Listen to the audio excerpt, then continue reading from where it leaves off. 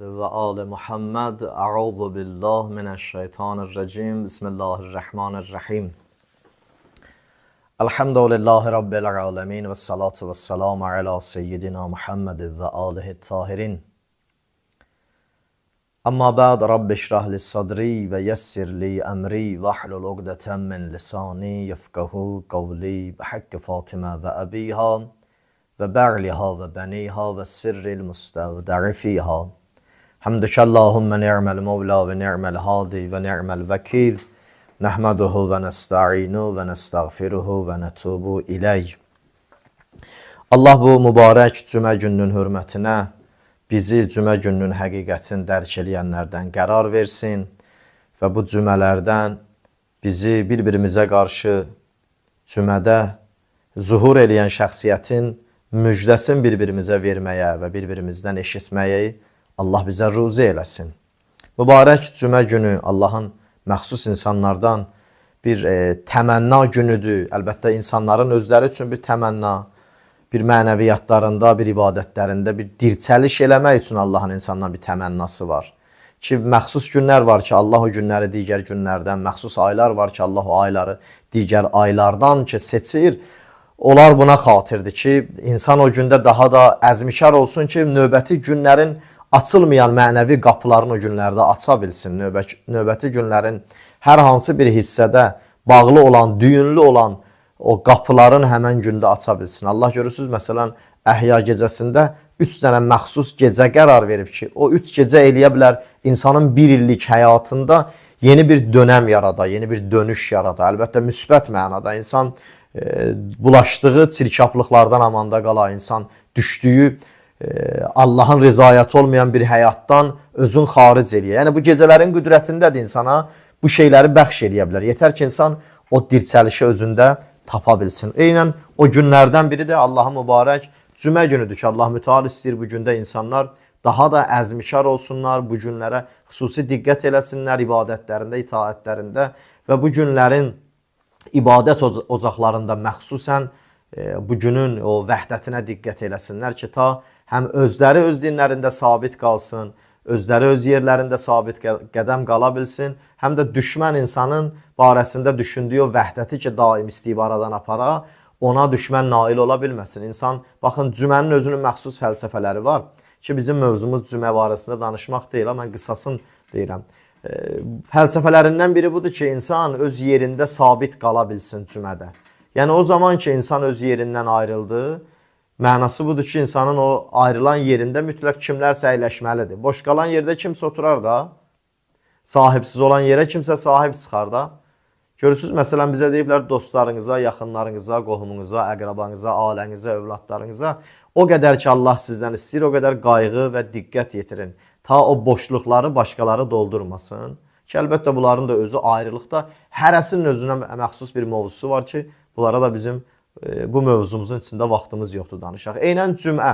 Əgər cümədə hər kəs öz səhvində, hər kəs öz yerində olmasa, mütləq şəkildə o yerlərdə başqaları olacaq. Cümə bir dənə mühüm gündür ki, insanlar ibadətlərinə və xüsusən möminlərlə vəhdətlərinə diqqət eləsinlər. Bu məsələ çox mühüm məsələdir. Bəzən bəzi şeylərdən, bəzi sözlərdən, bəzi məlumatlardan insanlar bəzi pərakəndəliklər və bəzi təfriqələrə yol verir. Bu məsələdə çox diqqətli olsun möminlər ki, sabahki, bundan sonraki böyük bir problemlər bu vəzifə tanımamazlığın müqabilində insanın həyatında özünə yer almasın. Görürsən, bəzən bir dənə islah edici sözlə düşmən o qədər incə işlərlə insanı yolundan azdırır. Müəyyən işlər ki var zamanda ondan nəticə alacaq, onu bu başdan bir dənə islah edici sözlə bəzən görürsən düşmən nə edir? İnsana təqdim eləyə bilir. Odur ki, möminlər və müsəlmanlar bu məsələdə diqqətli olsunlar. Cümə günü həssas bir gündür ki, möminlər çalışsınlar. Bu gündə həmən o işlərindən mi deyim, o fəaliyyətlərindən, dünyəvi məsələlərindən biraz uzaq olsunlar, mənəviyyatlarına vaxt ayırsınlar ki, məxsusən cümə namazlarında indi o şərait olmayanlar ki, istisna. Amma o yerlərdə ki, şərait var, o yerlərdə ki, şərait zəruridir, gərək orada möminlər və müsəlmanlar orada olsunlar və orada iştirak eləsinlər. Biz danışırıq, eşidənlərin hər kəsində boynunda bir dənə haqqı var və qiyamətdə məsələdən bixəbərliyin elan eləyə bilməsinlər. Ki, amma mən yadıma düşür, bizim axır cüməmiz qalmışdı. İmam Sadiq ağanın hədisinin o yerində ki, İmam buyurdu ki, əşəddul ə'mali sələsətun. Əməllərin ən şiddətlisi 3 dənədir. Ən ağır məsuliyyət 3 əməldən ibarətdir. Ki, əlbəttə, bu 3 əməl deyəndə başqa əməlləri inkar eləmir. Yəni, bunların da özünə məxsus ağırlığı var. O cəhətdəndir ki, əşəddul ə'mali sələsətun. Yəni, bu 3 dənəsi də özünə məxsus məsuliyyətli bir əməldir ki, insanlar gərək buna diqqət eləsinlər. Özdə, baxın, bəzi rivayətlərdə, bəzi mümkün də ayələrin özündə, bəzi hədislərdə gələn, bəzi o təkidlə deyilən sözlərin özü, görürsən, başqa hədislərdə deyilən başqa sözləri, başqa mənaları da öz içində cəm edə bilər. Məsələn, əşəddul ə'malı sələsətun ki, indi biz oxumuşduq, bir neçə cümək onun barəsində danışmışdıq. Məsələn, insanların o əməllərin içində ən şiddətlisi bu 3 əməldir. Baxın, onun əvvəli budur ki, başqa əməllər bunun içində formalaşa bilsə, insan eləyə bilər, müvəffəq olsun ki, başqa əməllərlə doğrudan axirətin qazana bilsin. Dünyadan uğurla köçə bilsin. Dünyada özünün, öz o Allah istəyən mənfəətlərindən əli boş qalmasın. Yəni, insanlıq payından məhrum olmasın. Misal, biri budur ki, insafun nas min nəfsik. Özü ilə insanlar arasında insafla rəftar eləsin.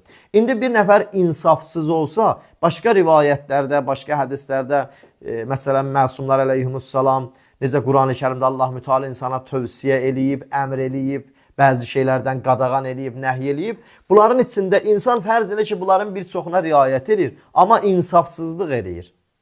İndi sual çıxır, görəsən, insafsız adamın Allahın başqa əmrlərinə riayət eləməyinin nə mənası var? Əgər bir nəfər insafsız olsa, onun dahi məsələn durub namaz qılmağının kimlər üçün ki bir faydası var? Onun oruç tutmağının cəmaat üçün nə faydası var? Adam ki insafsızdır. Adam ki məsələn əlinin altında olan, onun idarəçiliyində, onun ixtiyarında olan adamların haqqını qəsb eləyir, orucun tutur ki axşam iftarını açsın. Bu adam öz ixtiyarında olan adamların haqqını yediyi halda, axşam bunun yediyi iftarla, yəni bunların heç biri uyğun gələ bilmir axı. İnsan haqqını yiyənin oruç tutmağının faydası olar bəyəm. Onun heç özünə də xeyri yoxdur, cəmiyyətinə də. Nə dünyasına xeyri var, nə axirətinə. İndi dünyasına bəlkə də haradasa bir sağlamlığında mümkündür da, ola heç o da olmayacaq. Bir nəfər insan haqqı yeyirsə, Allah onunla gördüyü işlərin hamısında onun zərərinə xidmət elətdirəcək əməlləri. Ki, məsələn, İmam buyurur ki, insafun nas min nəfsik, özünüzlə cəmaat arasında insafla rəftar edin. Baxın, o yadıma düşdü elə təbərrükən bu rivayəti, bu tarixi, hadisəni deyim də. Cəməl müharibəsi qurtarmışdı. Bir qrup, eynən Mərvanın özü də belə, gəldilər hamısı bir evdə cəm oldular, bir cələsə qurdular, söhbət elədilər, məşvərət, məsləhət elədilər və bir-birlərinə bilirsiniz nəyi xatırladırdılar?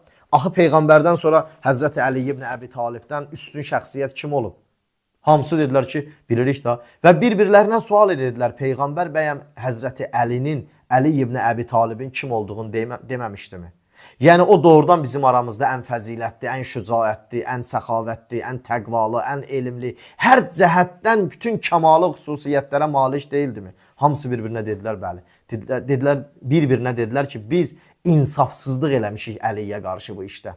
Durdular, gəldilər Əmir Əl-Mominin qapısına. Bir gecə idi. Döydülər Həzrət Əlinin qapısını. Kişi qapısı da namərd qapısı olar ki, qapısına gələni adi bir şeydən görəsən, evində üz turşudar. Həzrət Əli qapısı düşmənin belə üzünü açıb.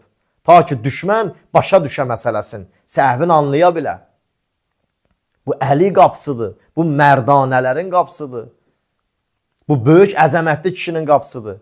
Gəldilər, oturdular Həzrət Əmirin evində. Dedilər, biz bura gəlmişik, elədiyimiz insafsızlıqdan, elədiyimiz haqsızlıqdan ki, biz səhv eləmişik sənə qarşı. Bir halda ki, bunlar bir sən nə qədər cinayət törətmişdilər. Bunlar bir sən o insafsızlığın altında neçə min insanın qanını tökmüşdülər. Ki, iş işdən keçmişdi. Əli əleyhissalam dedi ki, yaxşı, indi ki peşmansız gəlmişsiniz, elədiyiniz insafsızlığı aradan aparasınız. İndi mən sizə sual edirəm, sizə anda verirəm Allaha, mənim bəzi suallarıma cavab verin. Məqsədim sizi danlamaq deyil, sizi məzəmmət eləmək deyil. Amma istəyirəm sizdən eşidəm.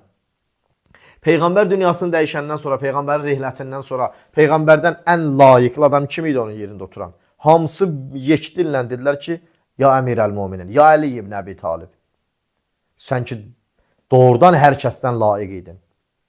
Dedi, Peyğəmbərdən sonra o yerdə oturmağa mənim ki, ləyaqətim çatırdı. Dedilər, bəli. Dedi, indi sual edirəm, nə səbəb oldu Peyğəmbər dünyasını dəyişən kimi siz Peyğəmbərlə mənim barəmdə bağladığınız əhdi pozdunuz? Ən böyük əhd peyman Qədirxumda bağlanmışdı da.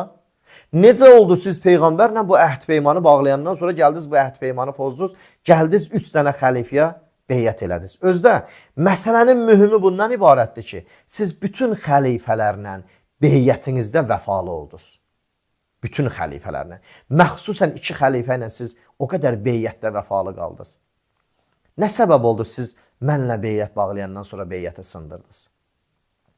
Onlardan biri deyir, hamısı ki başını salmışdı aşağı, biri başını qaldırdı, dedi ki, ya Əli, bizi utandırma da Yusifin qardaşlarına davrandığı kimi davran.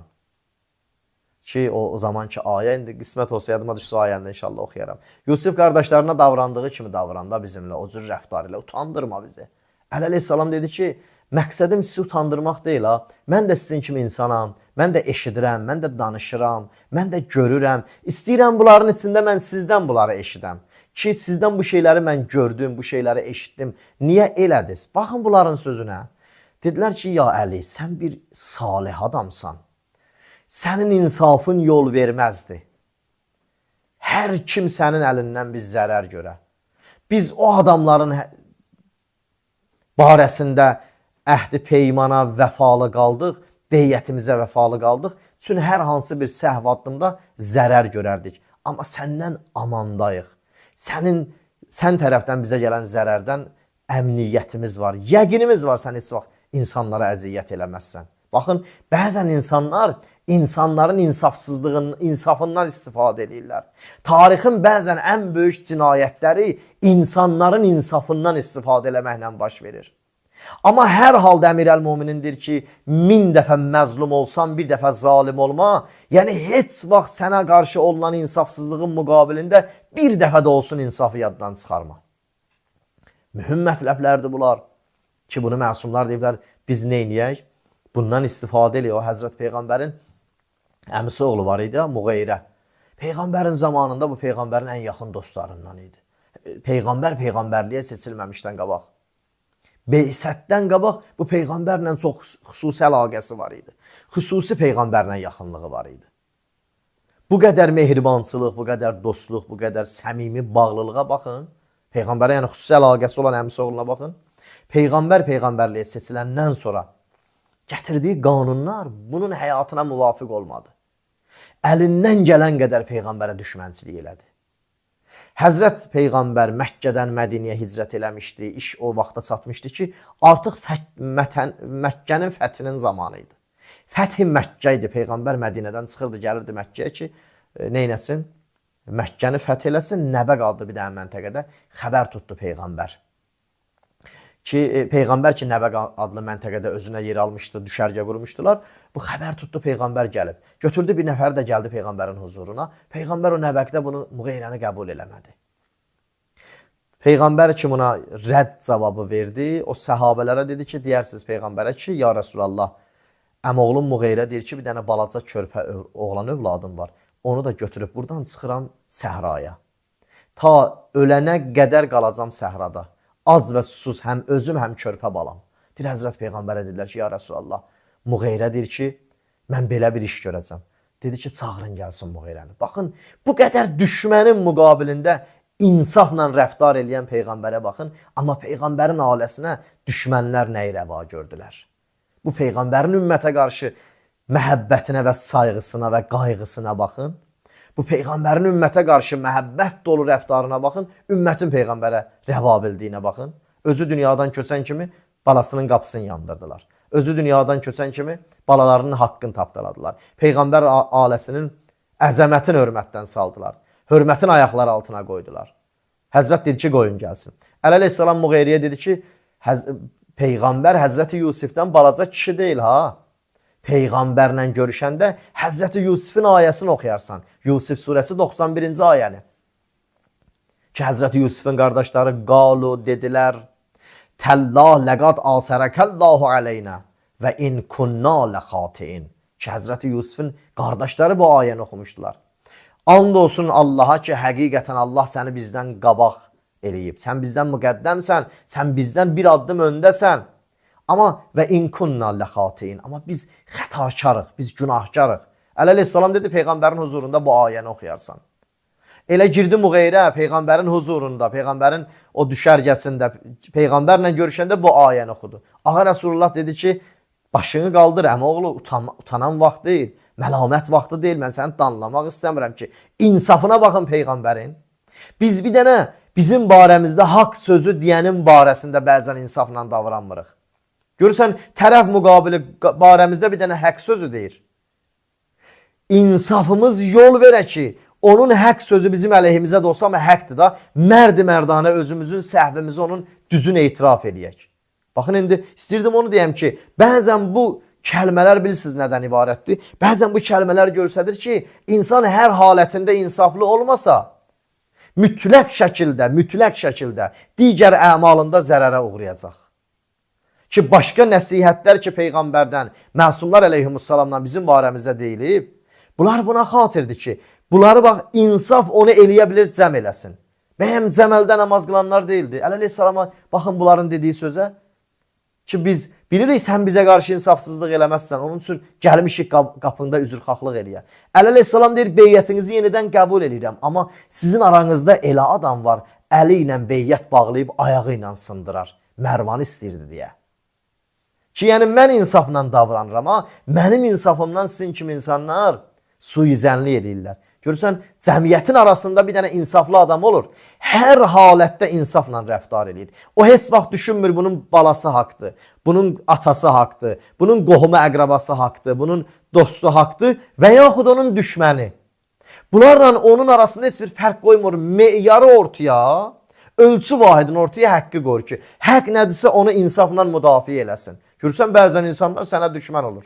Sən bunun dostusansa bunu müdafiə eləməlisən. Sən bunun övladısansa bunu müdafiə eləməlisən. Sən bunun qohumusansa bunu müdafiə eləməlisən. Xeyr, ilahi qanunda belə bir şey yoxdur. İnsanın insafı imanından doğan məsələdir. Elə iman da insafın içində formalaşır. Əgər bunlar bir-birindən ayrılsa, insanı məhv eləyər, uçuruma aparar. Necə ki, tarixin ən böyük cinayətləri həmən insafsızlıqdan başlayıb. Həmən imansızlıqdan başlayıb. Görürsən, bəzən insanlar bu insaf məsələsində çox böyük cinayətlərə yol veriblər. Biz yaşadığımız cəmiyyətdə belə şeyləri yüz dəfələrlə müşahidə eləmişik. Görün, indi qurban olduğum məsumlar, o məzlumiyyətinə qurban olduğumuz məsumlar nələr yaşayıblar. Bir nəfər İmam Sadiq ağanın qohumlarından var idi. Özü İmam Sadiq orada yox idi. İmam Sadiqin əleyhinə çox belə nalayiq sözlər deyirdi. Bir nəfər İmam Sadiq ağaya xəbər çatdırdı ki, ağa, barənizdə heç yaxşı danışmır. Deyir, and olsun Allaha, gördüm imam durdu, dəstəmaz aldı, namaz qıldı, fikirləşdim imam əlin qaldırıb buna dua eləyəcək. Əgər imam bu halətdə buna dua eləsə, bu məhv olacaq. Bunun həyatı, dünya və axirəti bərbad olacaq. Deyir, imam gördüm, mübarək o göz yaşları ki, dolmuşdu, gözündə cilvələnirdi. İmam barəsində dua elirdi ki, Allah onu islah elə. Allah onu bağışla, mən onun barəsində onun günahlarından keçdim, haqqımı halal elədim Allah. Onu mənimlə aramızda məhəbbəti, onunla mənim aramda məhəbbəti bərpa elə. Bu rivayəti nəql eləyən deyir İmam Sadiqə, mənim bağlılığım bu hadisədən sonra daha çox artdı. Ki, baxın necə bir insafla davranır ki, insandır da bir səhv eləyib. Bəyəm hər kəs onun barəsində dərhal insafsızlıq eləyə bilərmi? Nəinki bəzən heç insanla ədalətlə davranırsan, insan səni düz qəbul eləmir. İnsafla davranan insanların müqabilində insanlar insafsızlıq eləsə, İmam Kazım ağanın sözü ilə cəmiyyət hər bir bəlanı dadmalıdır. Əgər insaflı cəmiyyətdə, insaflı insanların, cəmiyyətin arasında insaflı insanların davranışları müqabilində ona qarşı insafsızlıq olsa, İmam Kazım əleyhissalam deyir, o cəmiyyət hər bəlanı dadmalıdır, nuş eləməlidir. Ki, İmam buyurur ki, əşəddül əmal səlasətun. Əməllərin ən şiddətlisi bu 3 dənədən ibarətdir. O buna xatirdir ki, əgər insafı qorumasan, başqa əməlləri qoruyub əlində saxlaya bilməyəcəksən. Vəssalamu aleykum və rəhmətullahi və bərəkatuh.